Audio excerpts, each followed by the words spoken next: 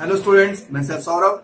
आज हम लोग स्टार्ट कर रहे हैं क्लास 12 के मैथमेटिक्स का एक टॉपिक इनवर्स ट्रिग्नोमेट्रिक फंक्शन। आज हम लोग पार्ट 1 स्टार्ट कर रहे हैं एनसीईआरटी से। ठीक है, तो इसको स्टार्ट करने से पहले आपको समझना होगा कि इनवर्स ट्रिग्नोमेट्रिक फंक्शन होता क्या है, इसको कैसे रिप्रेजेंट करते हैं। ठीक है, तो रिप्रेजेंट कैसे करते हैं। मान लो कोई फंक्शन है एफ, मान लो कोई फंक्शन है एफ।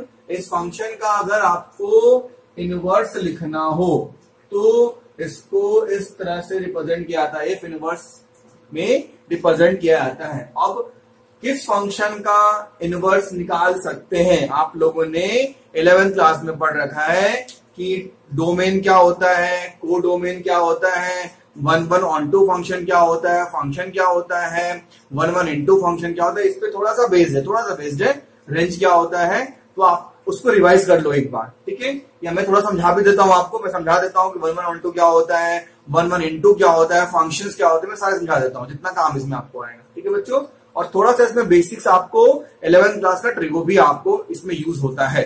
ठीक है, तो देखिए पहले, अब मैंने क्या बोला, किसी फंक्शन का इनवर्स इस तरह से रिप्रेजेंट करते हैं बच्चों। ठीक है, अब किसी फंक्शन का, किस फंक्शन का इनवर्स होगा, तो जो 1 ऑन टू फंक्शन होता है उसका इनवर्स हम लोग फाइंड आउट कर सकते हैं। जो 1 ऑन टू फंक्शन होता है उसका इनवर्स हम लोग फाइंड आउट कर सकते हैं। अब एक क्वेश्चन है कि 1 ऑन टू होता क्या है, 1 क्या होता है, तो पहले समझ ले अच्छे से कि 1 फंक्शन क्या होता है और मेनी 1 फंक्शन क्या होता है। 1 फंक्शन क्या होता है और मेनी 1 फंक्शन क्या होता है, इसको अच्छे समझ लें। ठीक है, देखो दो सेट्स दिया हुआ है, ये मान लो ए है, ये मान लो बी है, ये मान लो 1 2 3 है, ये 4 5 6 है। तो 1 फंक्शन मतलब क्या हो गया, ये फंक्शन इससे कनेक्टेड है, ये इससे, मतलब हर का एक से रिलेशन हो। इस 1 का 4 से, 2 का 5 से, 3 का 6 से, इसको बोलते हैं 1 फंक्शन। अब मेनी 1 फंक्शन क्या होता है बच्चों, कि अगर ये आपको ए हो गया, ये बी हो गया, ये आपको मान लो 1 2 3 है, ये 2 3 मान लो 5 है, तो मेनी नाम से देख लो, मेनी मतलब इधर ज्यादा होगा। ठीक है, तो ये इससे कनेक्टेड है, मान लो दोनों 2 से, ये भी 1 भी 2 से है और 3 भी 2 से है, 2 भी 1 भी 2 से है, 2 भी 2 से है। ठीक है, अब इसको इससे कर लो, किसी को इसको इससे भी कर सकते हो, तो मेनी 1 है। ठीक है, मेनी 1। ठीक है, नहीं 1 से 2 नहीं होगा, मैं सब बता रहा हूँ क्या मैं बोलना चाह रहा हूँ। जैसे मान लो ऐसा हो गया। ठीक है, अब यहां से 2 नहीं कर सकते हो आप, कि मैं सिखा रहा हूं मैं क्या बोल रहा हूं। जैसे यहाँ पे देखो, ये आपका मेनी 1 हो गया, इसमें एक भी छूट सकता है, इसमें एक भी नहीं छूटना चाहिए। मैं बता रहा हूं कि फंक्शन का डेफिनेशन क्या होता है, आप पढ़ चुके हो कि इसका एक भी मेंबर खाली नहीं होना चाहिए। ठीक है, और इसका 2 मेंबर इससे हो, लेकिन इसका 2 मेंबर इससे नहीं कनेक्ट होना चाहिए। मैं इसके बाद बता दूंगा आपको, पहले आप ये देख लो कि एफ इनवर्स को एफ इनवर्स इससे रिप्रेजेंट करते हैं। अब इनवर्स किसका निकालते हैं, जो आपको 1 ऑन टू फंक्शन होगा उसका आपको इनवर्स निकालते हैं। ठीक है, अब 1 फंक्शन क्या होता है, एक से कनेक्ट हो, मेनी 1 मतलब मेनी मतलब इधर ज्यादा हो इधर कम हो, इसको आप बोलते हैं मेनी 1 फंक्शन। अब मैं बता रहा हूं फंक्शन क्या होता है, मैं सिखा रहा हूं आपको कि फंक्शन किसे कहते हैं। ठीक है, फिर बताऊंगा 1 इनटू क्या होता है, 1 ऑन टू क्या होता है। देखो आप 11th क्लास में पढ़ चुके हो अच्छे से, एक बार देखिए बच्चों फंक्शन क्या होता है।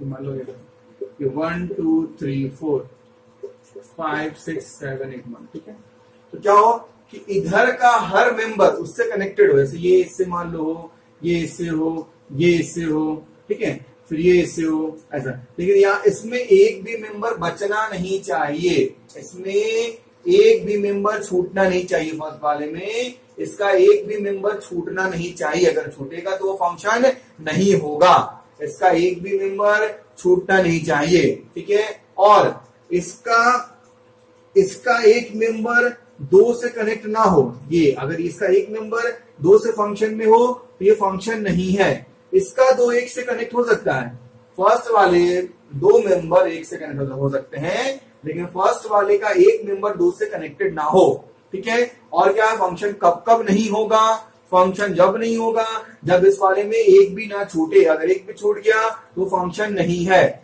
और इसका एक मेंबर इसके 2 से कनेक्ट ना हो। ठीक है, कनेक्ट होगा तो फंक्शन नहीं है बच्चों। ठीक है, अब आप देखो वन वन इंटू और वन वन ऑन टू, ठीक है, वन वन इंटू क्या होता है और वन वन ऑन टू क्या होता है, ठीक है। देखो one one onto and one one into function, ठीक है, one one onto function और वन वन इनटू फंक्शन किसे कहते हैं।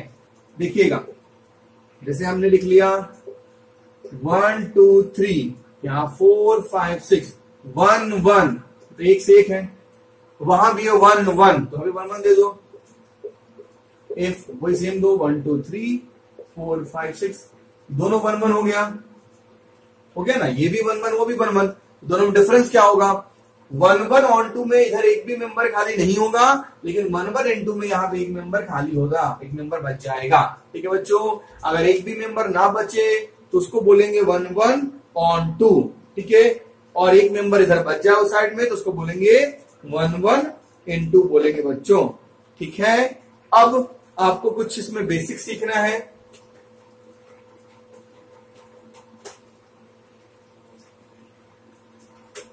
देखिए अब इसमें कुछ बेसिक से मैं आपको बता देता हूं, इसका आपको बहुत यूज आएगा। जैसे हम लोग इनवर्स फंक्शन पढ़, हम लोग पढ़ क्या रहे हैं, इनवर्स ट्रिगोनोमेट्रिक फंक्शन, तो साइन का ग्राफ, कॉस का ग्राफ आप 11 में पढ़ चुके हो, साइन इनवर्स का ग्राफ क्या होगा ये भी आप पढ़ चुके हो। सीधे मैं इस पे बता रहा हूं आपको इसका डोमेन और प्रिंसिपल वैल्यू ब्रांच, इसको आपको याद करना है कि साइन इनवर्स का, इसको आपको याद करना और ये बहुत इंपॉर्टेंट है, पूरा एक्सरसाइज इसी पे बेस्ड है बच्चों, ठीक है। तो साइन इनवर्स का डोमेन कहां से कहां तक होगा और इसका प्रिंसिपल वैल्यू ब्रांच कहां से कहां तक लाई करेगी, इसको रेंज भी आप बोलते हो, आप पढ़ चुके हो। ये -1 से 1 तक साइन और ये -π/2 से π/2 तक। जब ये क्वेश्चन करोगे तो और अच्छे से क्लियर हो जाएगा क्या बोलना चाह रहा है, ठीक है। सेकंड देखिए कॉस इनवर्स का आपको होता है -1 से 1 तक और उसका प्रिंसिपल वैल्यू ब्रांच क्या है 0 से लेके पाई तक, ठीक है बच्चों। अब नेक्स्ट देखिए कॉसेक इनवर्स का होता है रियल नंबर में से 1 और -1 माइनस कर दोगे, इसका प्रिंसिपल, ये आपको इंपॉर्टेंट है, प्रिंसिपल वैल्यू ब्रांच आपको पूरा याद होना चाहिए, -π/2 से π/2 और ये आपको 0 हो गया, ठीक है बच्चों। अब देखो कॉसेक के बाद आपका आ गया सेक, तो सेक इनवर्स का वही ग्राफ सब समझ सकते हो, इसका हो गया 0 से पाई, लेकिन π/2 उसमें लाई नहीं करेगा, π/2 उसमें नहीं होगा। उसके बच्चों tan इनवर्स का और कॉट इनवर्स का, तो इसका भी रियल नंबर, इसका भी रियल नंबर, इसका -π/2 से π/2, लेकिन दोनों इसमें लाई कर रहा है, ये क्लोज इंटरवल है, आप पढ़ चुके होंगे, क्लोज इंटरवल में लाई करता है और ओपन में वो पॉइंट लाई नहीं करता है। इसका क्या हो गया 0 से लेके पाई तक, लेकिन इसमें 0 और पाई दोनों लाई नहीं कर रहा है बच्चों, ठीक है। इस तरह से आपको पूरा ये याद रखना पड़ेगा, ठीक है।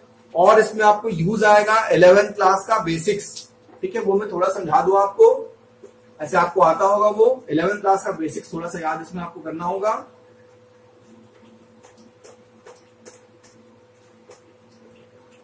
देखिए 11th क्लास के ट्रिगो का थोड़ा बेसिक सिखा दूं मैं आपको कि ये एक्स, ये वाई, ये एक्स डैश और ये वाई डैश, ठीक है बच्चों।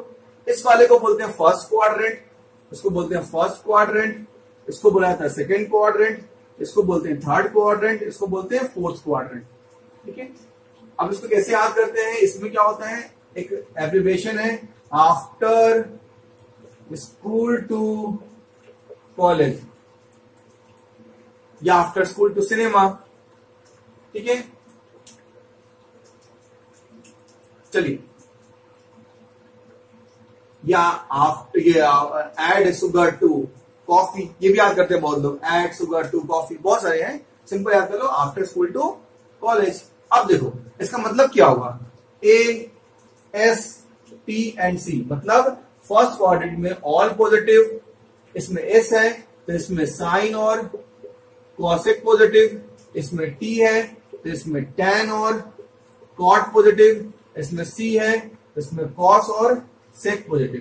फर्स्ट क्वाड्रेंट में क्या होगा, इसमें ऑल पॉजिटिव होगा, सेकंड में क्या होगा साइन और कॉसेक पॉजिटिव होगा, थर्ड में क्या होगा, tan और cot पॉजिटिव होगा, और इसमें क्या होगा, cos और sec पॉजिटिव होगा। ये आपको पता है। ये होता है 0, ये होता है π/2, ये पाई, ये 3π/2, और ये आपको होता है फिर 2π। ठीक है, ये आपको पता है। ठीक है बच्चों, अब स्टार्ट कर रहे हैं क्वेश्चन इसका हम लोग।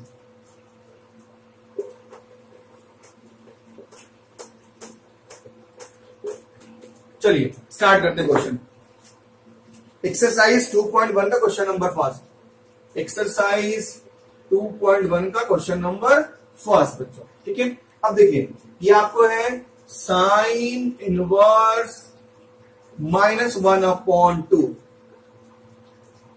इसकी आपको वैल्यू निकालनी है। ठीक है, तो देखो 1/2 आप ये जानते होगे कि साइन इनवर्स साइन थीटा की वैल्यू क्या होती है, थीटा होती है। Same cos inverse cos theta की वैल्यू क्या होगी, थीटा होगी। अगर यहाँ पे आप लिखोगे कॉस इनवर्स कॉस थीटा, तो ये थीटा होगी। यहाँ पे आप लिखोगे tan इनवर्स tan थीटा, कोई भी थीटा होगी। Cot inverse cot theta, theta होगा। Sec inverse sec theta, theta होगा। Cosec inverse cosec theta, theta होगा।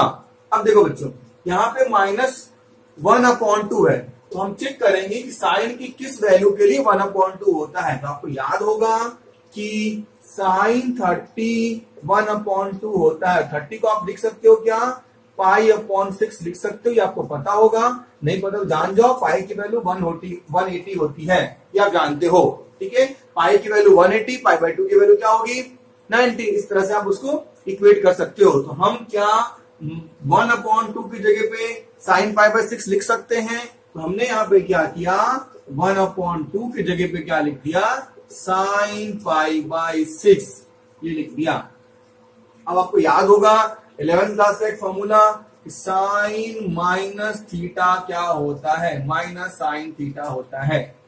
Sign minus theta minus sine theta होता है, 11th में आपने पढ़ा था। ठीक है, देखो ये माइनस साइन थीटा या माइनस साइन ये है, इसको हम क्या इस माइनस को यहां पे लिख सकते हैं। मैं क्या बोल रहा हूं कि साइन इनवर्स साइन क्या -π/6 लिख सकते हैं। ये अंदर चला गया माइनस, इसको वो तो उसको ये भी लिख सकते हैं। तो क्या हम इसको अंदर लिख सकते हैं, लिख सकते हैं बच्चों। अब देखो साइन इनवर्स साइन थीटा का फॉर्मूला क्या होता है, थीटा। तो इसका आंसर क्या हो जाएगा, -π/6 हो जाएगा। ठीक है, इसका आंसर -π/6 हो गया। लेकिन हमको चेक करना है, ठीक है, ये क्या आ गया, ये इसका आंसर आ गया। लेकिन इसका रेंज हमको चेक करना है कि प्रिंसिपल वैल्यू जो आएगी, जो इसका ये साइन का रेंज क्या होता है। तो साइन का आपको रेंज याद होगा कि साइन का रेंज में बताया था कि साइन का रेंज क्या होता है, क्या मैंने बोला था, -π/2 से π/2 के बीच में होता है। -π/2 से π/2 के बीच में होता है। ठीक है, तो चेक करेंगे कि जो ये वैल्यू आ रही है इस दोनों के बीच में आ रही है कि नहीं आ रही है। तो देखो ये 0 होता है, ये आपको π/2 -π/2, तो ये इस दोनों के बीच में होगा। ठीक है ना, इस दोनों के बीच में साइन होता है। साइन इनवर्स जो है इस दोनों के बीच में होता है। तो क्या इस दोनों के बीच में ये है, -30 यहाँ पे होगा। हाँ है, तो सही है फिर ये हमारा। तो इसका प्रिंसिपल वैल्यू क्या आ गया, इसका प्रिंसिपल वैल्यू आपको आ गया -π/6। आपको -π/6 इसका आंसर हो गया बच्चों। ठीक है, चलिए नेक्स्ट क्वेश्चन देखते हैं।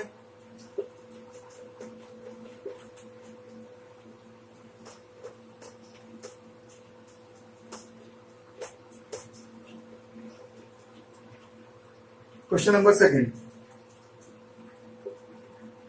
cos inverse √3/2।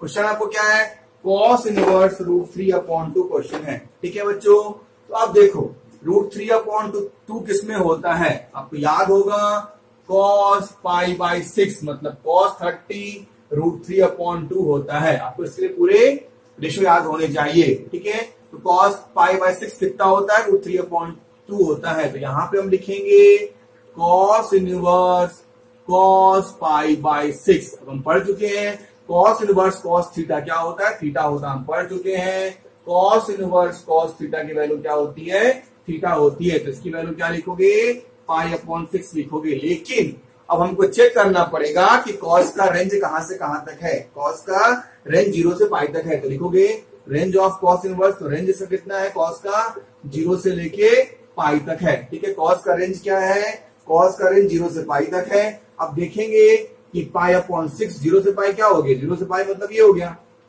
है ना, पाई अपॉन 6 30, 30 यहाँ पे अप्लाई करेगा, तो ये सही है, सेटिस्फाई कर रहा। अगर नहीं करेगा तो फिर उसको चेंज करना पड़ेगा। ठीक है, तो द प्रिंसिपल वैल्यू ऑफ इस इक्वेशन इक्वल्स टू क्या हो गया, पाई अपॉन 6 हो गया। इसका प्रिंसिपल वैल्यू क्या हो गया, पाई अपॉन 6 हो गया बच्चों। ठीक है, क्वेश्चन थर्ड ट्राई करो।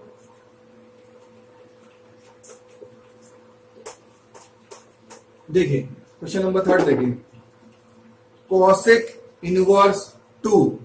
क्वेश्चन नंबर थर्ड क्या है, कॉसेक इनवर्स 2। ठीक है, तो कॉसेक इनवर्स 2 है। आपको याद होना चाहिए कि 2 किसकी वैल्यू होती है, तो कॉसेक 30 याद आपको होगा, कॉसेक पाई अपॉन 6 की वैल्यू 2 होती है। क्या होती है बच्चों, कॉसेक पाई अपॉन 6 की वैल्यू क्या होती है, 2 होती है। यहां पे हम लिखेंगे cosec inverse cosec pi upon 6 हो गया। इस पूरी की वैल्यू क्या होती है, पाई अपॉन 6 होती है। आप रेंज चेक करेंगे कि कॉसेक इनवर्स x का रेंज क्या होता है, तो मैंने बता चुका हूं, आप लिखा चुका हूं कि range of principal value of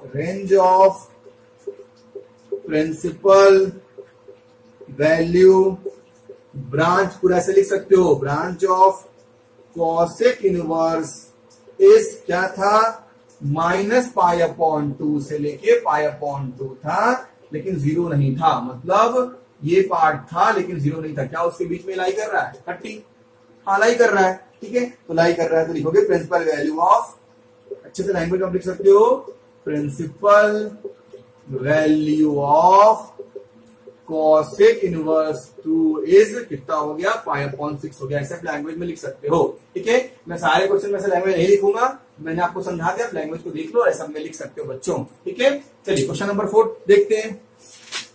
question number 4 देखिए, tan इनवर्स माइनस √3।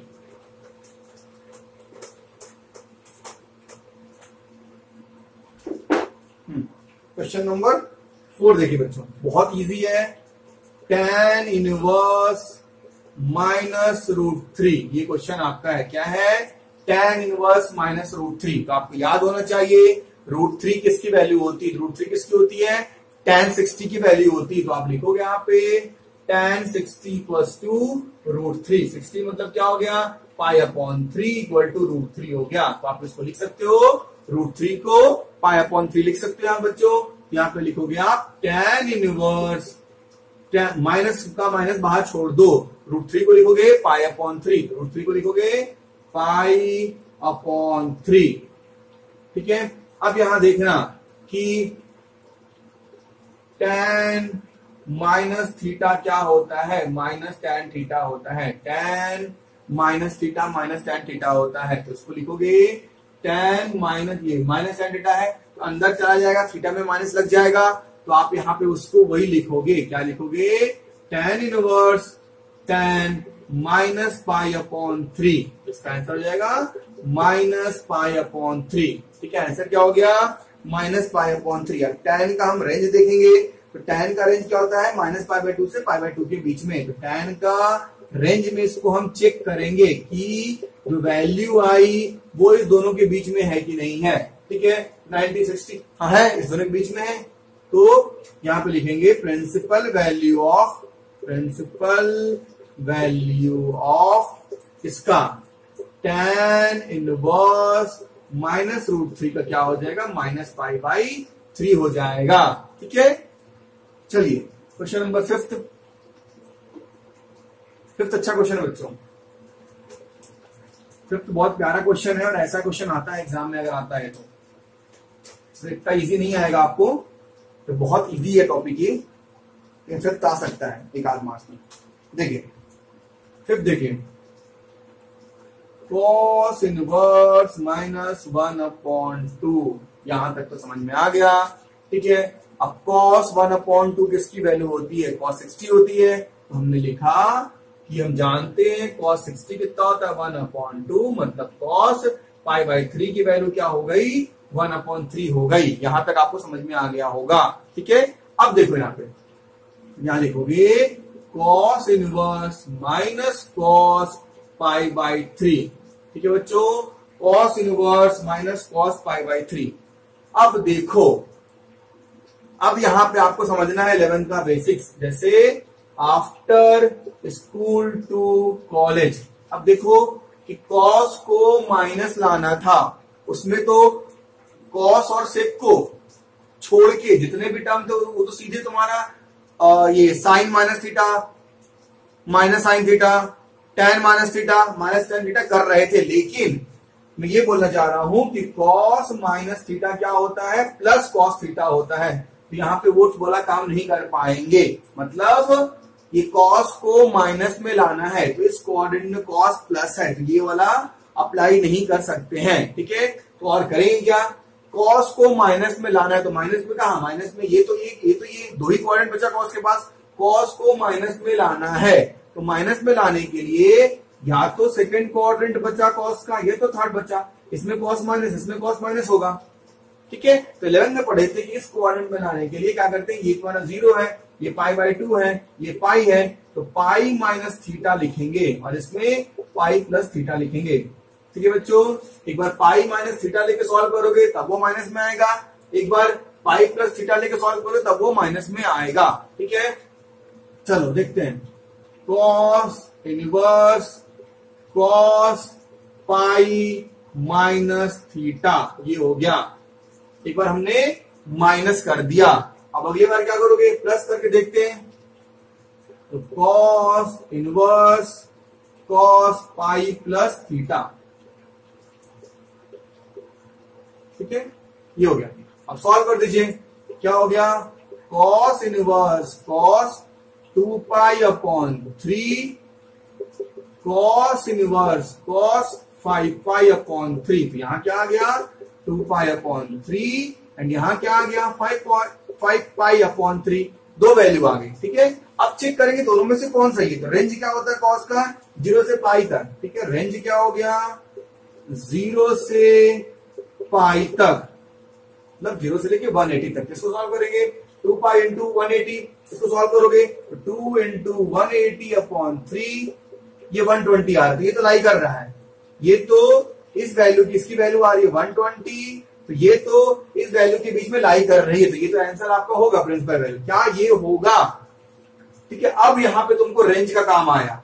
जो रेंज हम लोग कर रहे थे 1 to 4 में रेंज की जरूरत नहीं पड़ रही थी, उसमें ऑटोमेटिक सेटिस्फाई कर रहा था। लेकिन इसमें दो आंसर आया तो चेक करना पड़ेगा कि जो रेंज हम निकाल रहे हैं, रेंज इस दोनों आंसर को सेटिस्फाई कर रहा है कि नहीं। जो रेंज है ये जो दोनों आंसर है वो इस रेंज को सेटिस्फाई कर रहा है कि नहीं कर रहा है, चेक करना पड़ेगा। तो क्या है, 5 पाई बाई 3 है, यहां हमने लिखा 5 180 अपॉन 3 16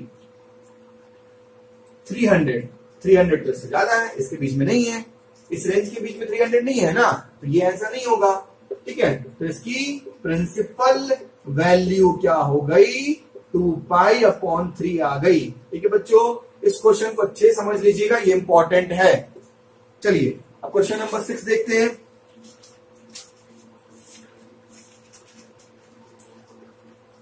क्वेश्चन नंबर 6 देखते हैं बच्चों।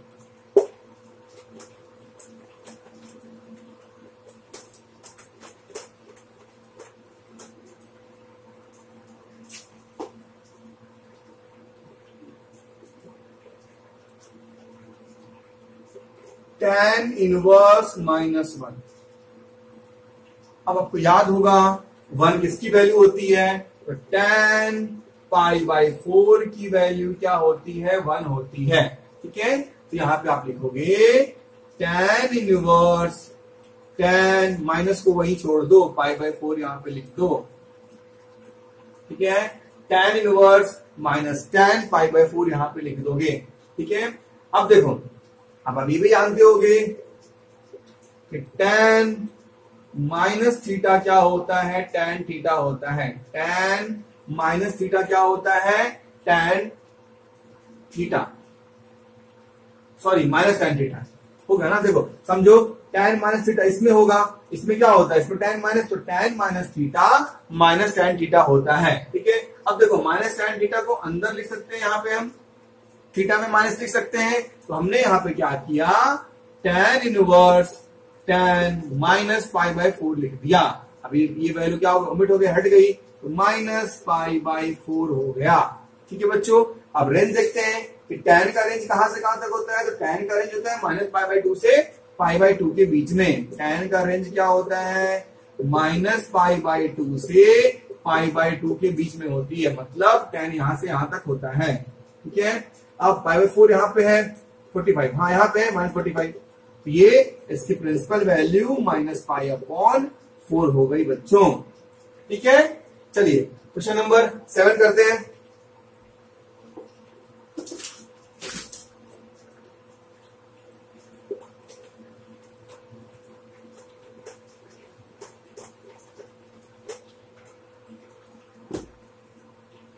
Question number 7, sec inverse 2 upon root 3। अब देखते हैं 2 अपॉन रूट 3 सेक में किसमें होता है। ठीक है, आपको याद होगा सेक 30 पाई बाय 6 इक्वल्स टू क्या हो गया, 2 अपॉन रूट 3 हो गया। याद होगा ये चीज, फॉर्मूला आपको तो याद होगा।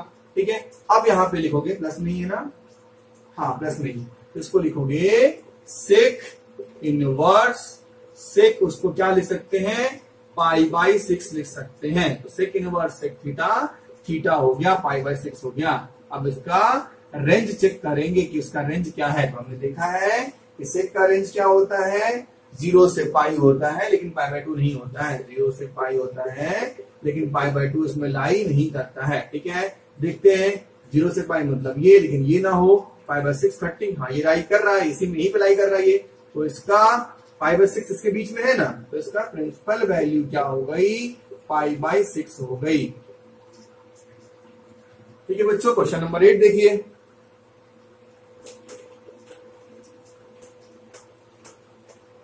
क्वेश्चन नंबर 8 देखो,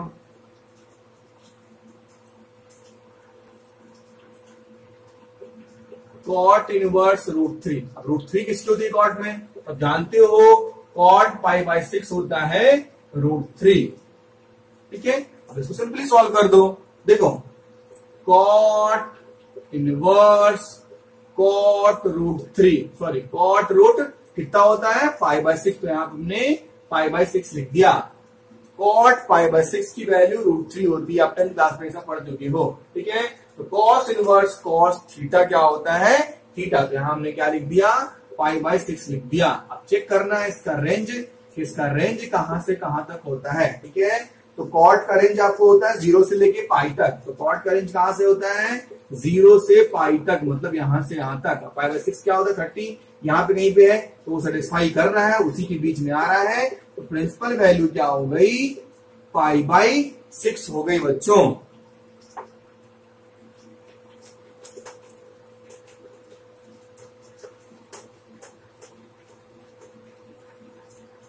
चलिए 9 देखिए,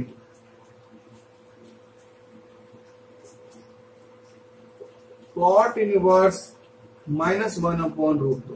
ठीक है, क्या हो गया, सॉरी कॉस है, कॉस इनवर्स माइनस, हाँ ये भी फिर वैसे ही क्वेश्चन आ गया, इंपॉर्टेंट है, कॉस इनवर्स -1 अपॉन रूट 2। ठीक है, अब देखो 1 अपॉन रूट 2 कहां पे होता है, 1 अपॉन रूट 2 पाई बाय 4 पे होता है। ठीक है, होता है पाई बाय 4 पे, हमने इसको लिख दिया पाई बाय 4। तो हम जानते हैं कि कॉस पाई बाय 4 की वैल्यू होती है 1 अपॉन रूट 2। हमने पहले इसको लिखा cos inverse minus cos pi by 4। अब उसमें वही हो गया कि कॉस को माइनस में लाना है, तो कॉस माइनस या तो सेकंड में होगा या थर्ड में होता है। सेकंड में करोगे तो पाई माइनस थीटा, थर्ड में चेक करोगे तो पाई प्लस थीटा, तो दोनों पे चेक करके देखते हैं। ठीक है, देखो cos inverse cos pi plus theta और cos inverse cos pi minus theta, ये दोनों में हो सकता है माइनस, दोनों पे चेक करते हैं। फिर उसमें देखेंगे रेंज कहां से है, जो इसका आंसर जो आंसर उस रेंज के बीच में होगा वो आंसर सही होगा। यहां पे आप लिखोगे cos inverse cos 5 pi upon 4, then cos inverse cos 3 pi upon 4 यहां पे हो गया। इसका आंसर क्या हो गया? 5 पाई अपॉन 4, इसका क्या हो गया? 3 पाई अपॉन 4। अब देखेंगे रेंज, तो कॉस का रेंज कहां से कहां तक होता है? कॉस का रेंज आपको होता है 0 से पाई तक। कॉस का रेंज कहां होता है? 0 से लेके पाई तक, मतलब यहां से लेके यहां तक। चेक करें इसको, ये तो बहुत ज्यादा हो जाएगा।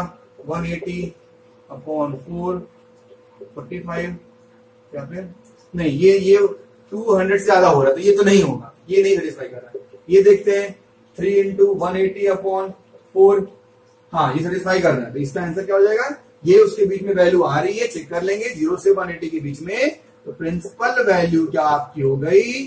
3 पाई अपॉन 4 हो गया बच्चों। ठीक है, चलिए नेक्स्ट देखते हैं, क्वेश्चन नंबर 10 देखते हैं।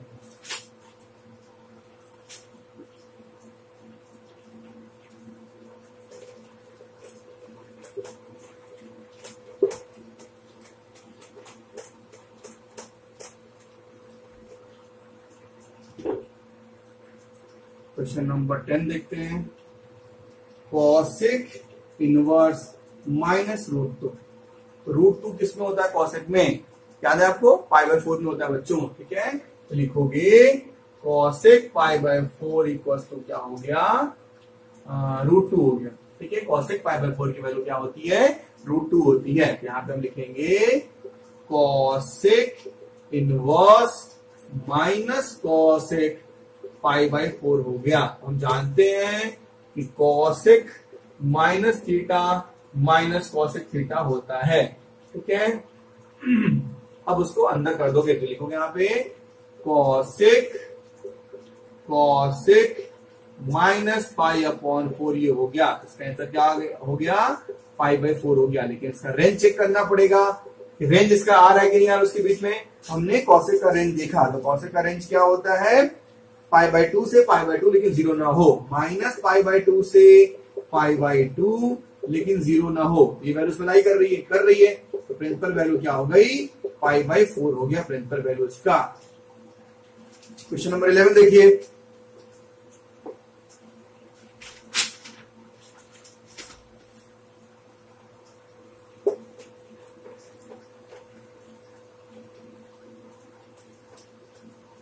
चलिए 11 देखिए।